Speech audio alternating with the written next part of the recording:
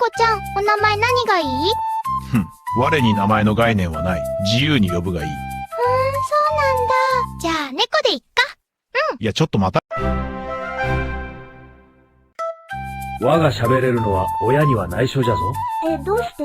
人間の大人にとって喋る猫は気持ち悪いのじゃ。大丈夫。パパも気持ち悪いし。ひでえ言い草。私たちね、猫ちゃんとおしゃべりできるんだ。かわいいな、君たちは。じゃあ、猫さんは今なんて言ってるんだい？すごく雑魚って言ってる。誰のこと言ってるの？